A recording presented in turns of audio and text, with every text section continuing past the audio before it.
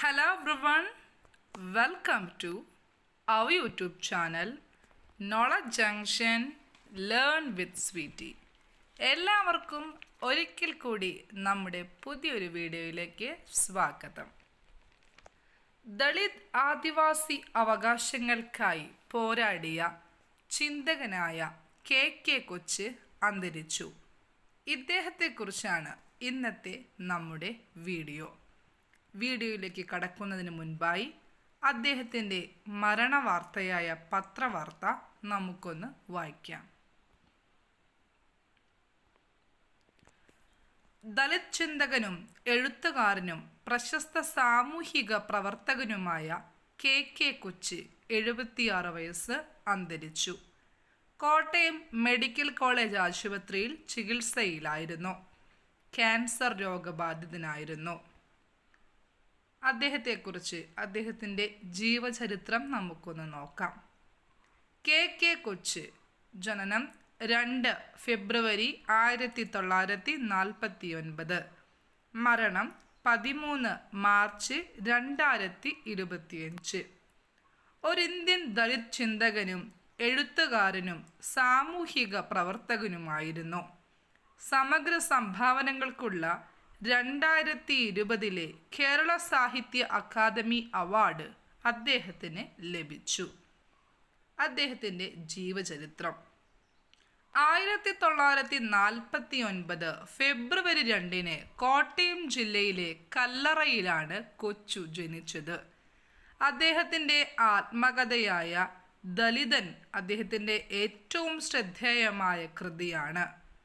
ബുദ്ധനിലേക്കുള്ള ദൂരം, ദേശീയതയ്ക്കൊരു ചരിത്രപഥം, കേരള ചരിത്രവും സമൂഹ രൂപീകരണവും, ഇടതുപക്ഷമില്ലാത്ത കാലം, ദളിത് പാദം, കലാപവും സംസ്കാരവും എന്നിവയാണ് അദ്ദേഹത്തിൻ്റെ മറ്റു കൃതികൾ.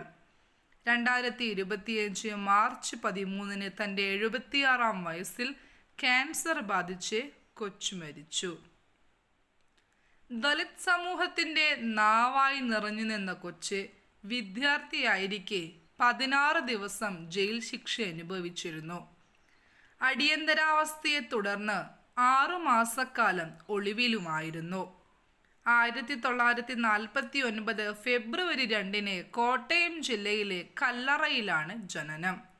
കല്ലറ NSS high school, Ernakulam Maharaja's college എന്നിവിടങ്ങളിൽ നിന്നായിരുന്നു വിദ്യാഭ്യാസം കരസ്ഥമാക്കിയത്.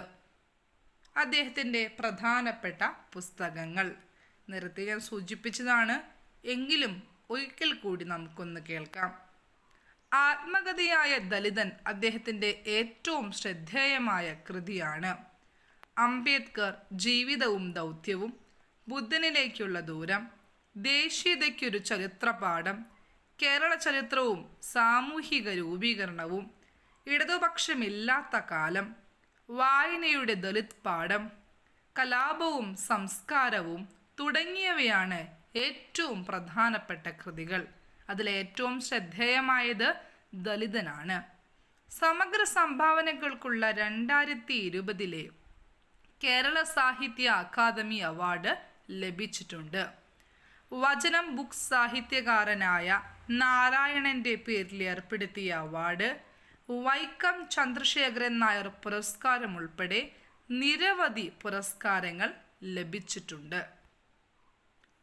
കമ്മ്യൂണിസ്റ്റ് യുവജനവേദി, ജനകീയ തൊഴിലാളി യൂണിയൻ, മനുഷ്യാവകാശ സമിതി എന്നീ സംഘടനകൾ രൂപീകരിക്കാൻ അദ്ദേഹം നേതൃത്വം നൽകി. 1986 CDN എന്ന സംഘടനയുടെ കേന്ദ്ര കമ്മിറ്റി അംഗവും CDN വാരികയുടെ പത്രാധിപരുമായിരുന്നു. 1977 KSRTC ക്ലാർക്കായി ജോലിയിൽ പ്രവേശിച്ച് 2001 സീനിയർ അസിസ്റ്റൻ്റായി റിട്ടയർ ചെയ്തു. ഇദ്ദേഹമാണ് കെ കൊച്ച്.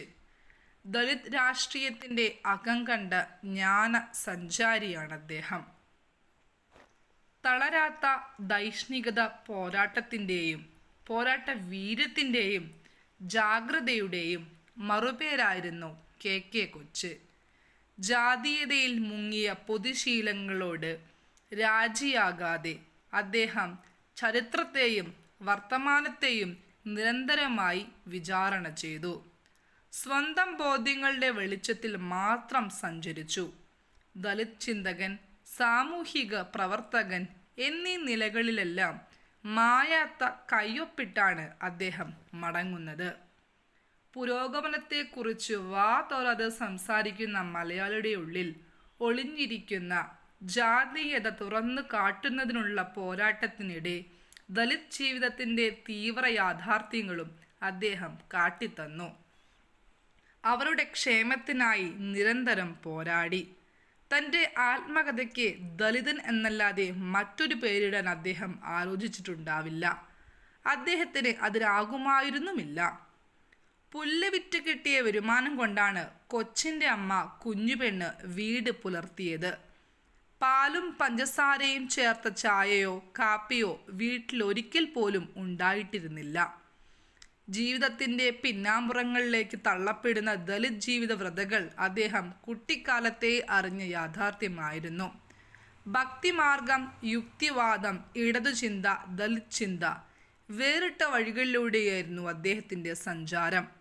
കമ്മ്യൂണിസ്റ്റ് മുന്നേറ്റങ്ങളെക്കുറിച്ചുള്ള വായനയിലൂടെയായിരുന്നു ഭക്തി ഉപേക്ഷിച്ചത്. പിന്നീട് യുക്തിവാദിയായി. പിന്നീട് ശ്രീനാരായണ ഗുരുവിൻ്റെ കൃതികളിലൂടെയുള്ള യാത്രയിൽ മാർക്സിസ്റ്റ് ദാർശനിക ധാരകളെ ഒന്നാകെ കൈവെടിഞ്ഞു. ദലിത് ജീവിതത്തെ മുൻനിർത്തിയുള്ള ദൈഷ്ണിക സാമൂഹിക പ്രവർത്തനങ്ങളിൽ അവസാന ശ്വാസം വരെ ഇടപെട്ടു.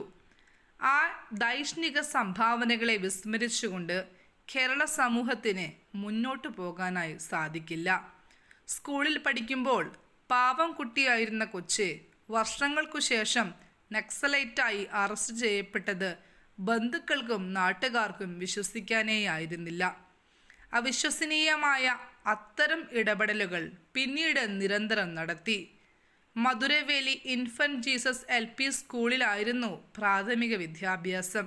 വിദ്യാർത്ഥിയായിരിക്കെ ഞാൻ നേരത്തെ സൂചിപ്പിച്ചതുപോലെ 16 ദിവസം ജയിൽ ശിക്ഷ അനുഭവിച്ചു.